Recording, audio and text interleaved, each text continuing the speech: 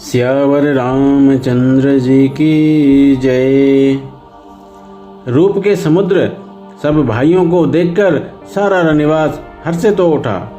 सासुएं महान प्रसन्न मन से निछावर और आरती करती हैं। श्री रामचंद्र जी की छवि देखकर वे प्रेम में अत्यंत मग्न हो गईं और प्रेम के विशेष बस होकर बार बार चरणों लगीं। हृदय में प्रीति छा गई, इससे लज्जा नहीं रह गई। उनके स्वाभाविक स्नेह का वर्णन किस तरह किया जा सकता है। उन्होंने भाइयों सहित श्री राम जी को उबटन करके स्नान कराया और बड़े प्रेम से षटरस भोजन कराया। सुअवसर जानकर श्री रामचंद्र जी शील स्नेह और संकोच भरी वाणी बोले, महाराज अयोध्यापुरी को चलना चाहते हैं। उन्होंने हमें विदा होने के लिए यहाँ भेजा है। हे माता, प्रसन्न मन से आज्ञा दीजिए और हमें अपने बालक जानकर सदा स्नेह बनाए रखिएगा। इन वचनों को सुनते ही श्रीनिवास उदास हो गया।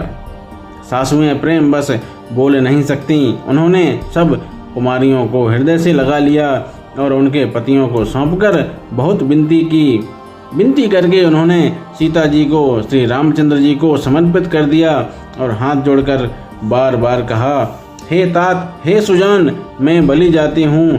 तुमको सबकी गति हाल मालूम है। परिवार को, पुरवासियों को, मुझको और राजा को सीता प्राणों के समान प्रिय है। ऐसा जानिएगा हे तुलसी के स्वामी, इसके शील और स्नेह को देखकर इसे अपनी दासी करके मानिएगा। तुम पूर्ण काम हो, सुजान शिरोमणि हो और भावप्रिय हो। तुम्हें प्रेम प्यारा है। हे राम, तुम भक्तों के गुणों को ग्रहण करने वाले हैं, दोषों को नाश करने वाले और दया के धाम हो। ऐसा कहकर रानी चरणों को पकड़कर चुप रह गईं, मानो उनकी वाणी प्रेम रूपी दलदल में समा गई हो। स्नेह से सनी हुई श्रेष्ठ वाणी सुनकर श्री रामचंद्र जी ने सास का बहुत प्रकार से सम्मान किया। तब श्री रामचंद्र जी ने हाथ जोड़कर विदा मांगते हुए बार बार प्रणाम किया। आशीर्वाद पाकर और फिर सिर नवाकर भाइयों सहित श्री रघुनाथ जी चले। श्री राम जी की सुंदर मधुर मूर्ति को हृदय में लाकर सब रानियां स्नेह से शिथिल हो गईं। फिर धीरज धारण करके कुमारियों को बुलाकर माताएं बारंबार उन्हें गले लगाकर भेंटने लगीं। पुत्रियों को पहुंचाती हैं, फिर लौटकर मिलती हैं। परस्पर में कुछ थोड़ी प्रीति नहीं बढ़ी, अर्थात बहुत प्रीति बढ़ी।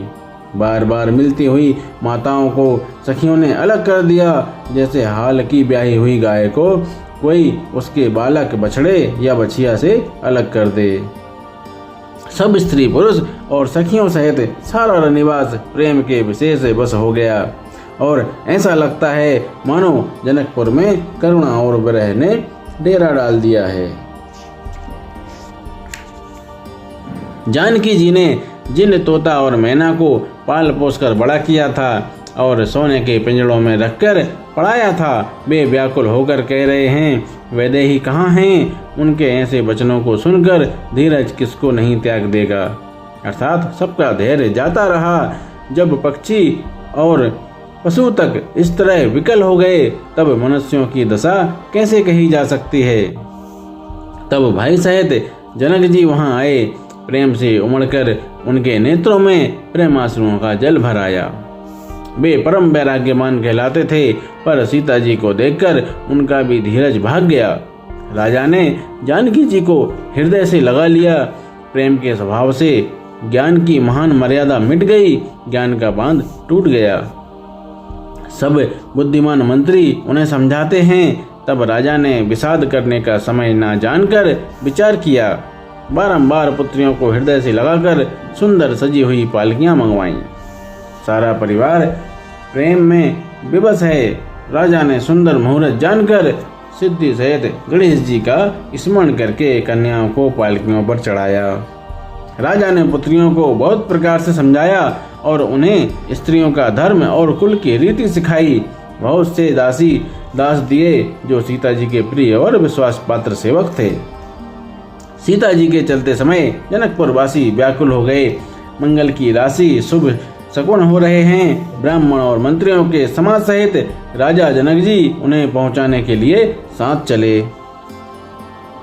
समय देखकर बाजे बजने लगे। बारातियों ने रथ, हाथी और घोड़े सजाए। दशरथ जी ने सब ब्राह्मणों को बुला लिया और उन्हें दान और सम्मान से परिपूर्ण कर दिया। उनके चरण कमलों की धूली सिर पर धरकर और आशीष पाकर राजा आनंदित हुए और गणेश जी का स्मरण करके उन्होंने प्रस्थान किया। मंगलों के मूल अनेकों शकुन हुए। देवता हर्षित होकर फूल बरसा रहे हैं और अप्सराएं गान कर रही हैं। अवधपति दशरथ जी नगाड़े बजाकर आनंद पूर्वक अयोध्यापुरी को चले। राजा दशरथ जी ने विनती करके प्रतिष्ठित जनों को लौटाया और आदर के साथ सब मंगनों को बुलवाया।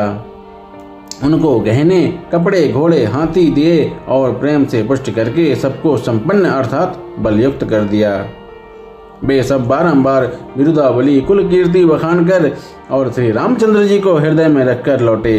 कौशलाधीश दशरथ जी बार बार लौटने को कहते हैं, परंतु जनक जी प्रेम बस लौटना नहीं चाहते। दशरथ जी ने फिर सुहावने वचन कहे, हे राजन, बहुत दूर आ गए, अब लौटिए।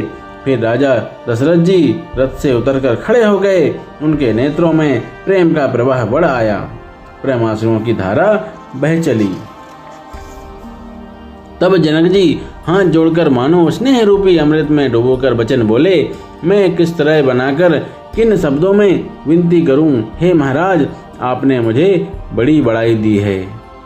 अयोध्यानाथ दशरथ जी ने अपने स्वजन समधि का सब प्रकार से सम्मान किया।